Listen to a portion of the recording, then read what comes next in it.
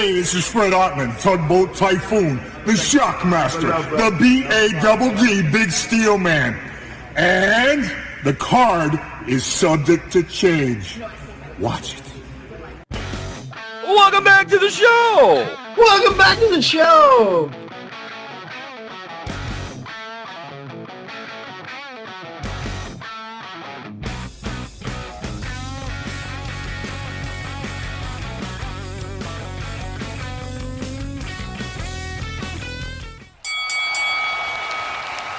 And now, your hosts of the Card Subject to Change podcast, the For Frequency's Sake Tag Team Champions of the World, the Wizard CZ, and Never Wrong Nick Bull.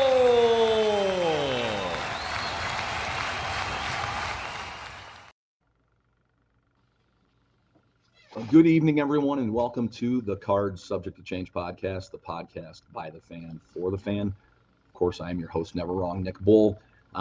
We are powered by Low Pies Pizza, built by Jerome Modeling, powered by Ryan Allison Tattoo. Bring you along here tonight, bring you my tag team partner. He is undoubtedly the oar that steers this ship, the rudder that steers this ship. He keeps us on course. He is the one. He is the only.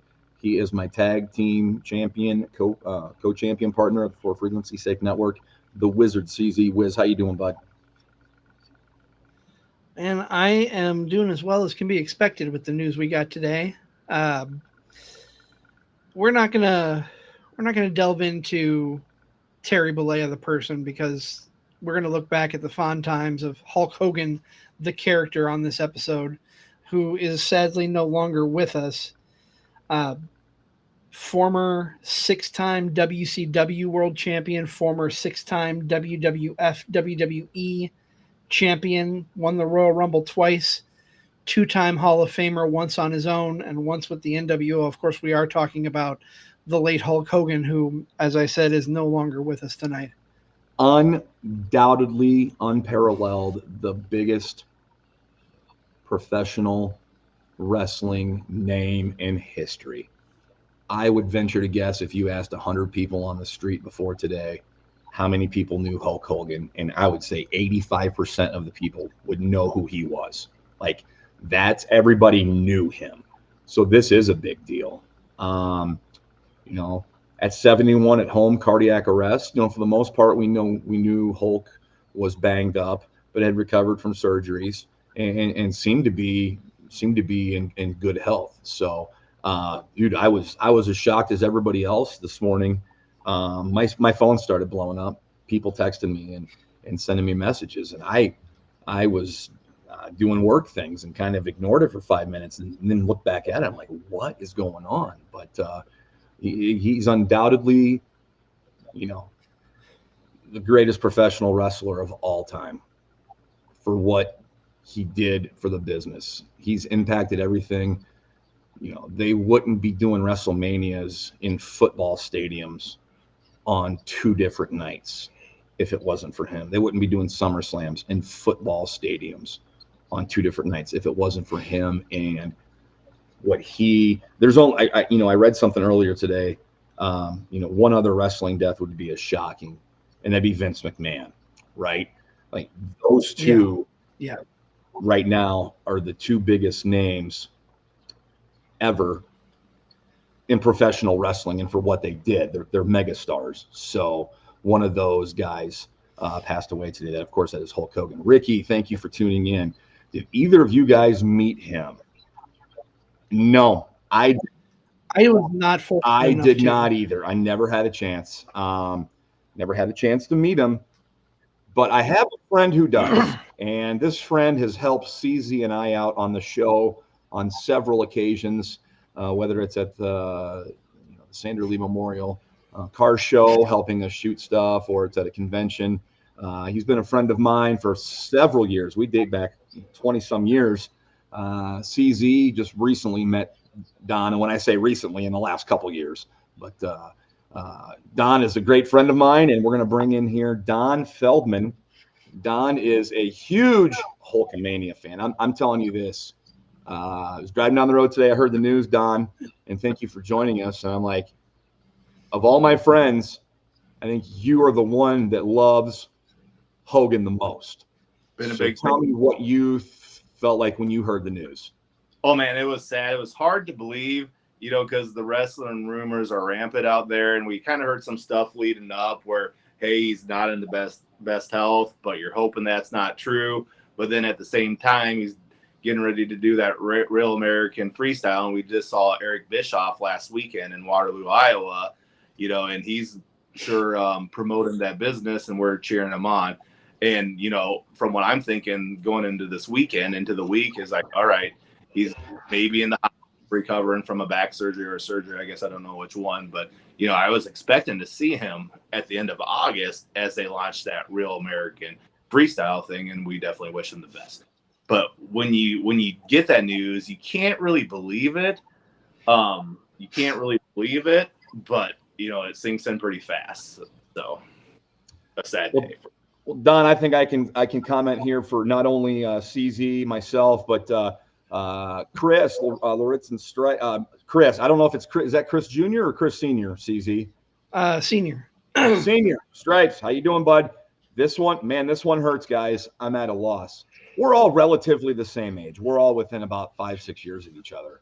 And it's like, Don, you've said this to me several times. We always talk about the past and your childhood. This is a large, if your childhood, Don, was a pie graph, how much of it was Hulk Hogan? Man, I think he drew everybody in to wrestling, at least got them in the door. So I think everybody was a Hulkamania at one time or the other.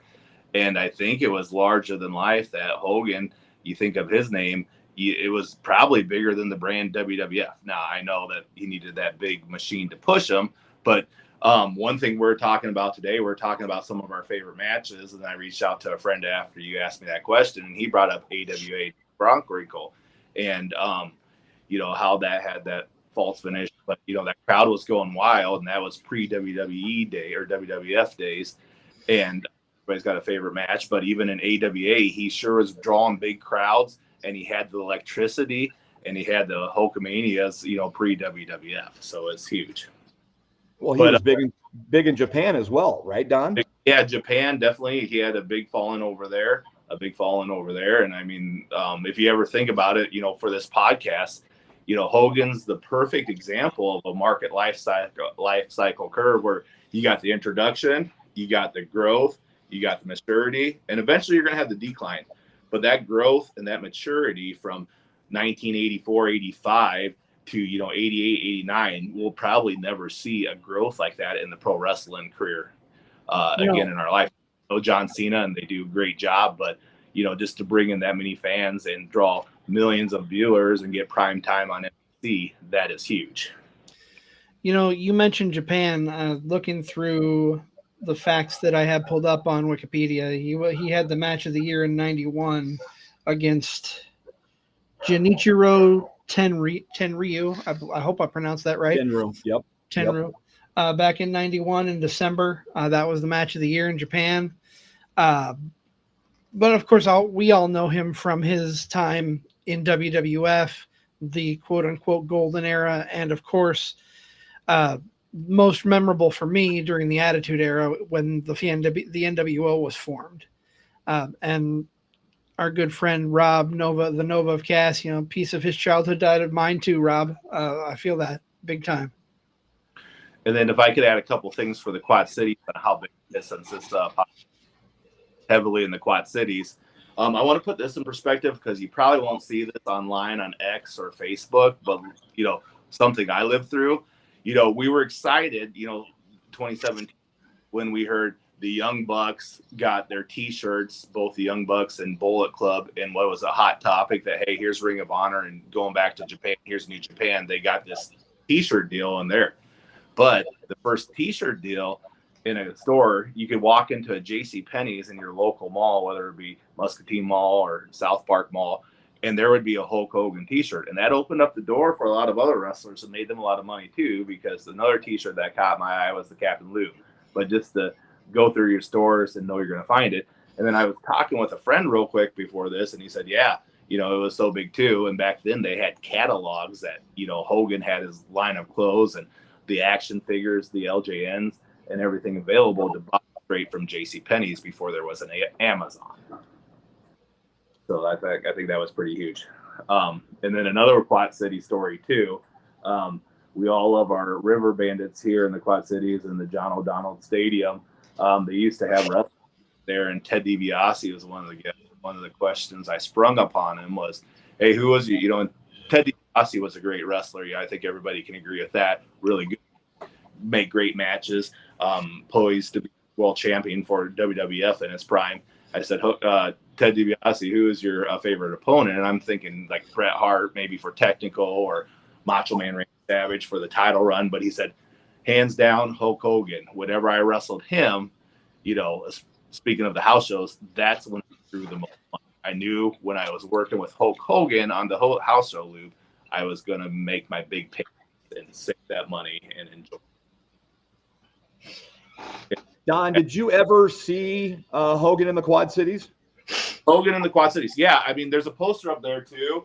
So we got really lucky. There's the poster too, and I'll touch on that.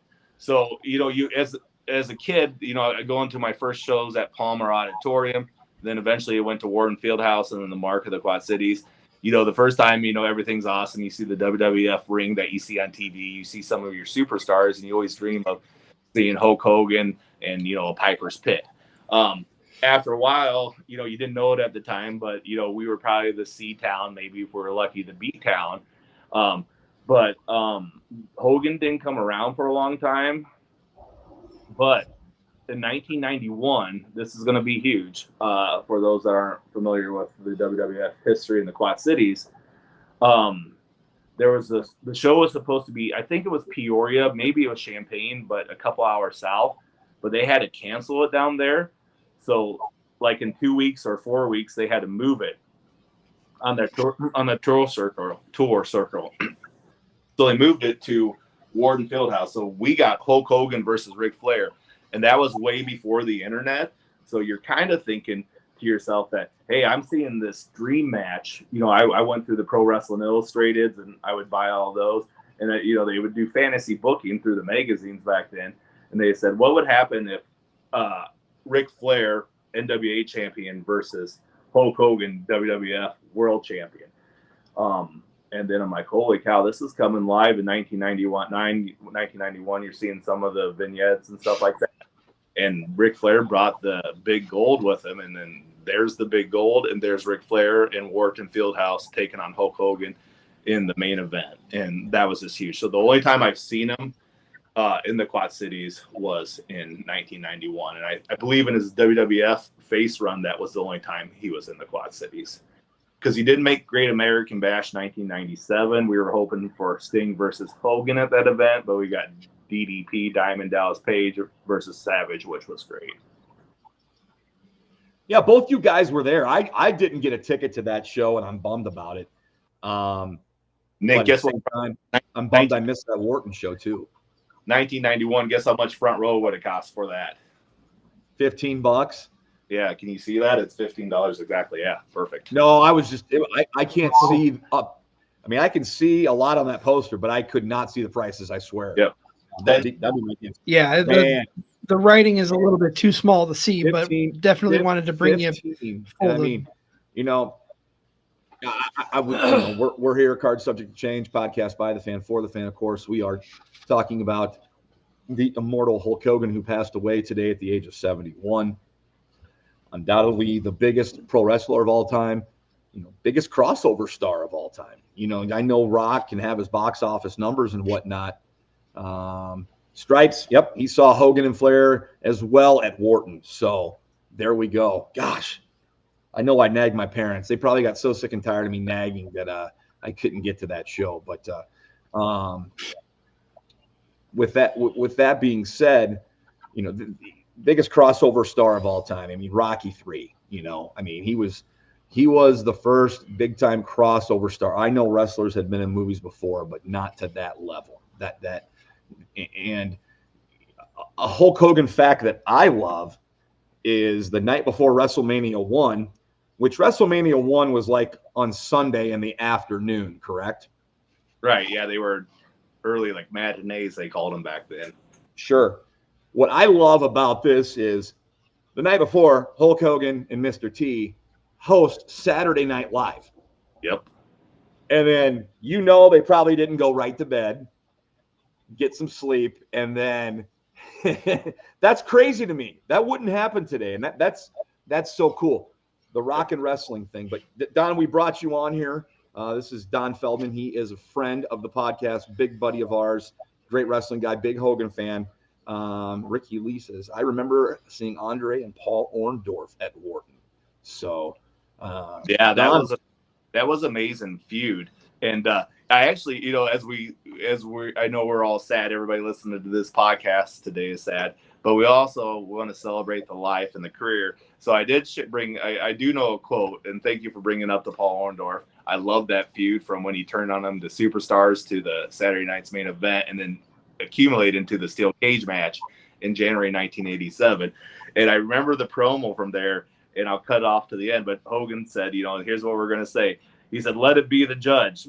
And if a mere mortal man like Hulk Hogan goes down, let it be. But Hulkamania will live forever. So as we're doing this podcast and coming together, we're going to make sure we're doing our part that Hulkamania does live on forever. And it's so big that it's going to, but we're going to definitely feel that fire. That being said, let's kind of go around the room, and those of you tuned in, leave in the comments as well. What was your favorite Hulk Hogan moment? Do we just get one CZ?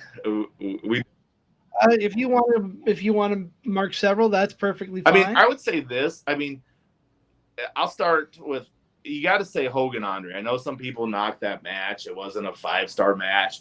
But if you think about that, going off, and thank you for the Orndorff comment, going off the Orndorff comment, that was in January 1987. They didn't have any plans for WrestleMania in March.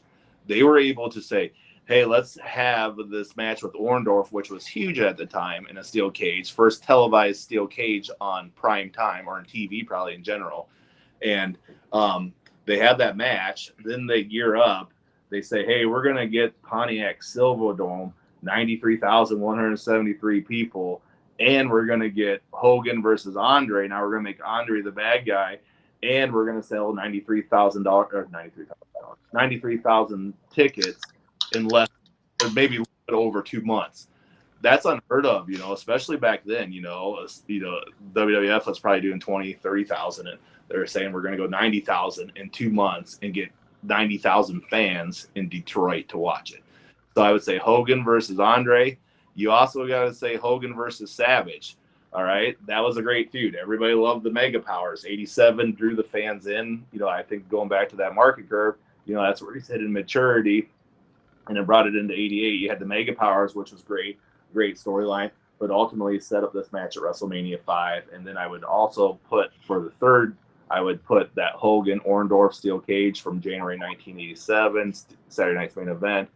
Plus, seeing some of the clips online, we know it's great, but Rock versus Hogan, we're going to look back at that when Rock's at, in his 60s or 70s and say Hogan wrestled The Rock, and they were both in great shape. And that crowd, holy cow. The Rock was the good guy, the Hogan was the bad guy. And when Rock hit the rock bottom and Hulk Hogan kicked out, hulked up, and that crowd just went absolutely wild. I could watch that moment over and over, just that 2-minute clip over and over again. But let's see what's yours. Yeah. So I can't pick just one. Don mentioned the Mega Powers WrestleMania 5. That is what brought me into wrestling. That will always be the moment that crystallizes my love of this business, this sport that we're all in love with here. But I got to go with the big turn, the start of the NWO. Who's the third man? That was a moment that changed wrestling forever. And how ironic, we were all in the same room this past weekend at the Tragos Gable Wrestling Hall of Fame weekend, where Eric Bischoff spoke for 90 minutes about Bash at the Beach 96 and how he came up with it and how long and who knew about it. And just a few days later, the linchpin in the whole deal is gone. And I've seen a picture online today before I get to this comment. Seen a picture online of that moment at Bash at the Beach. It's Hall, Nash, Okerlund, and Hogan, and there's only one of those four remaining. So it's just kind of crazy when you think about that. For frequency's sake, chiming in here for FFSQC, wrestling-wise, as a man of a certain age, Hogan versus Rock, also Mr. America. Yeah, I mean, Hogan had such a long career, Don, that he's going to matter. His matches are going to matter to different people. I'll tell you what I think. What sticks out for me is definitely WrestleMania 3, because 1, got him on the map. 2 was ambitious but not well received. 3 pushed them into the stratosphere, and the rest is history, as they say. And those 2 guys, it was around those 2. I know there were great matches on that card, and like Don said, I know the match isn't critically acclaimed, but that match right there is the biggest match in modern and pro wrestling history, like it or not. I always think of NWO Hogan. How cool was NWO Hogan come out to Voodoo Child? We hadn't seen this before. And he embraced the heeldom.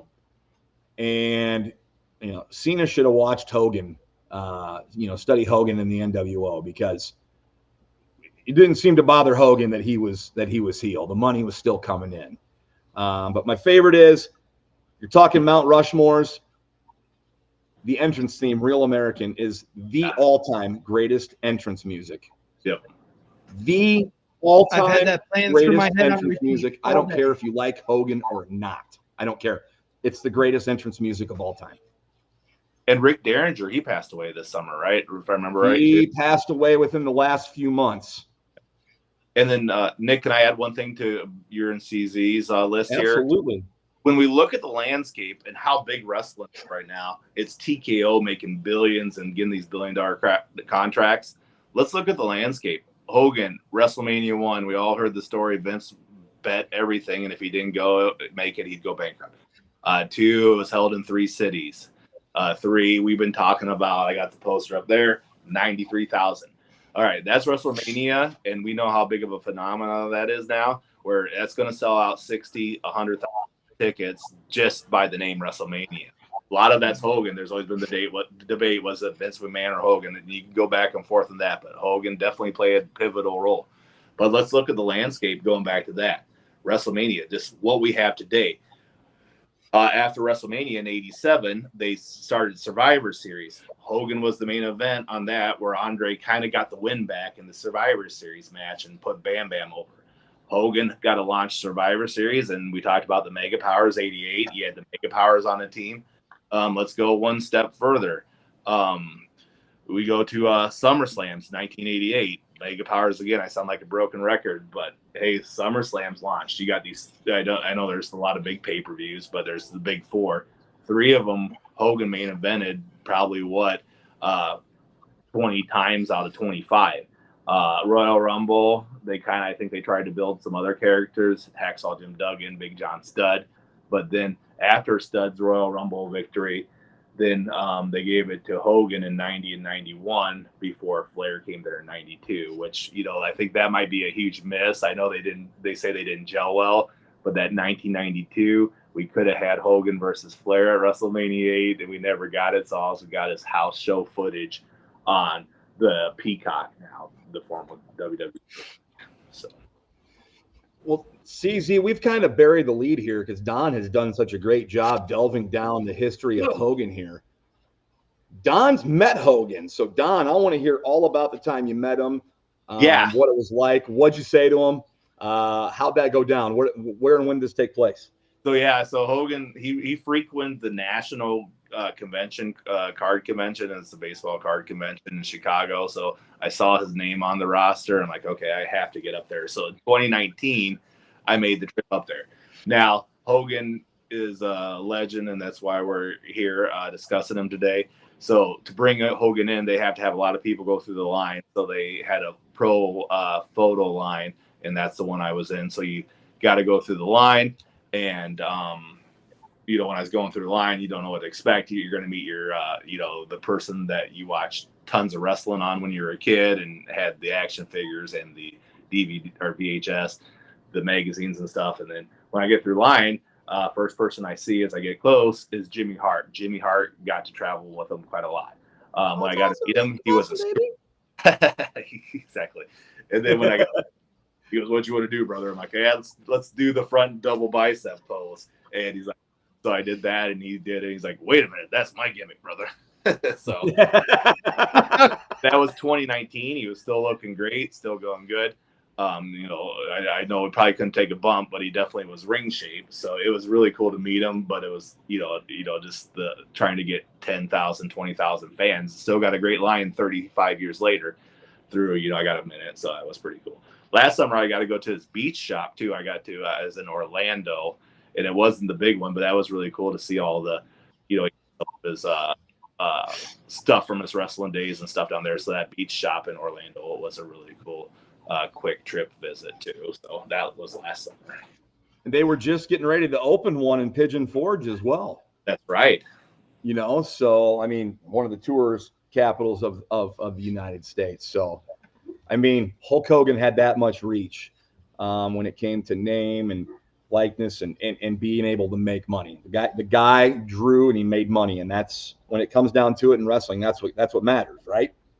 Right. Yeah. Don, what's your lasting memory here of Hulk before we wrap up? All-time memory? Ooh, that's a tough one. Or your lasting one.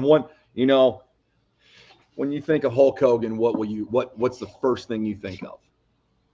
I don't know. I mean, you see some of those collages of the 80s. You'll see like Michael Jackson, Michael Jordan, Mike Tyson. Hulk Hogan's up there. There was a lot of icons in the 80s. I think Hulk Hogan fits, I don't know if we call him Mount Rushmore because I probably listed 6 or 7, but you got 10 huge icons of the 1980s. And the 80s was a great decade to, start the 90s, but, a lot of people remember that as the true icons.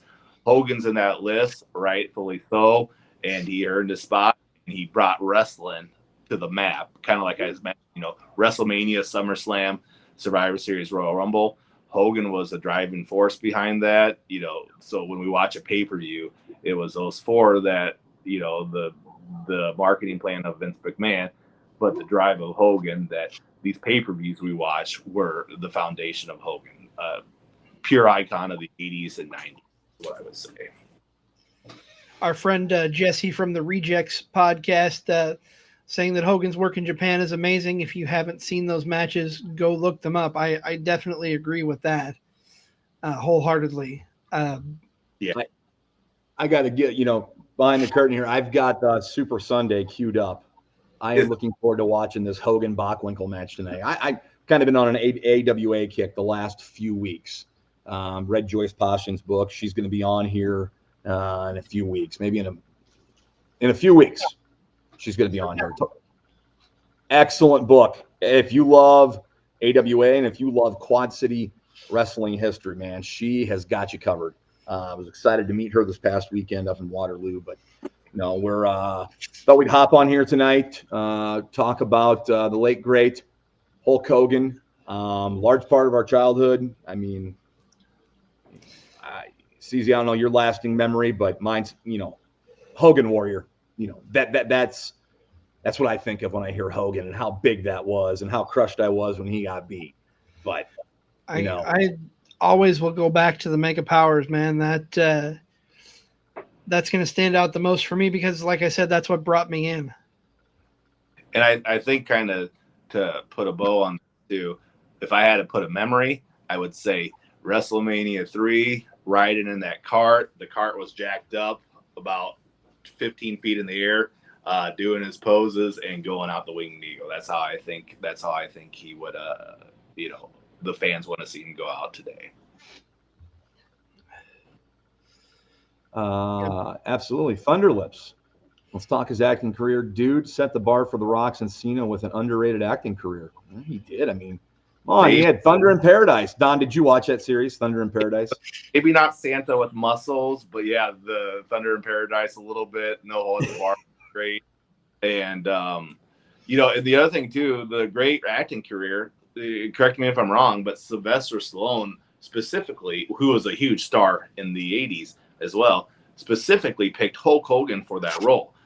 Hogan was in the WWF under Vince McMahon Sr., a star, but, Sylvester Stallone saw the talent and the charisma that we see and definitely helped light his career up. Absolutely. And exposing wrestling to a whole different audience. I mean, that's what he did. He had such a far reach on things. I'll always, I'm going to leave here on a positive, unless you guys, CZ, I got one on a positive note here. The night that he got screwed over by Earl Hebner's twin brother, his shoulders were up. Andre pinned him 1, 2, 3, wins the belt. And then that promo backstage, they got the plastic surgery. That makes me laugh. I just think it's so funny at this point, to think that pro wrestling referees would get plastic surgery. But it's great. That's what we love about wrestling. Well, let me ask you, is this the first botch that we can point to in history where Hogan had the Hebner up and he went to throw him and you overthrew Hebner and DiBiase and the Giant couldn't catch him? So poor Hebner landed on the ground, but you throw him by about 2 feet. And I know you're kind of like, I know this stuff is scripted, but they went a little too far. I'm like, they must have had a lot of padding on the floor behind those two because he launched them good on that one.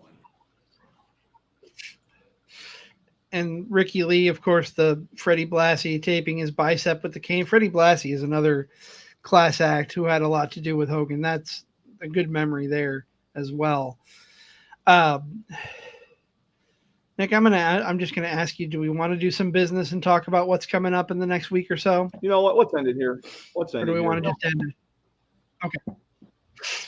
We are having. Did you want to plug the birthday party? Let's at least talk about that. Party. Don, you coming to the birthday party? Yeah, you betcha I am. Next Thursday, July 31st, right, CZ? 1 week from tonight. It is the card subject to change. Ta-da! Third birthday party. And we will be hanging out at Kavanaugh's Hilltop Bar and Grill in Rock Island. Starting at 6:30. We will do a live podcast at 7. Hope to see you there. There will be raffles, prizes given away.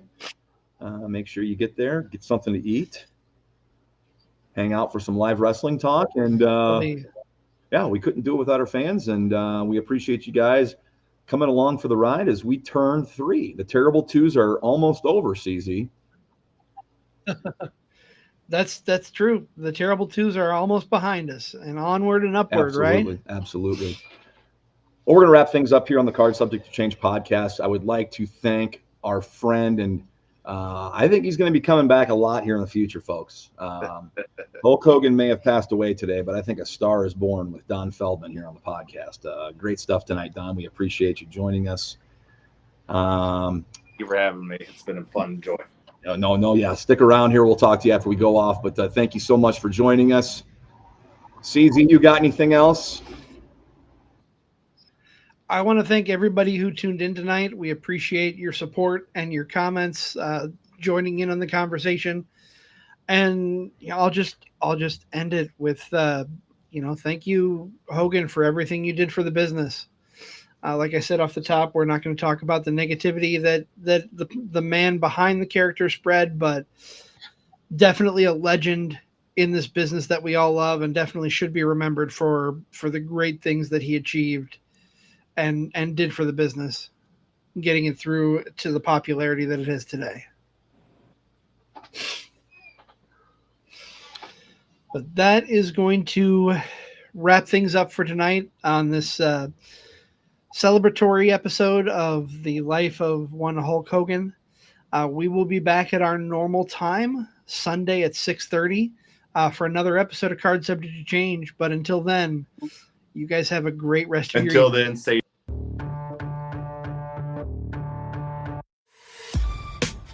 This has been a For Frequency Sake Podcast Network production. For more great content, subscribe to For Frequency Sake on YouTube, Facebook, and Twitter.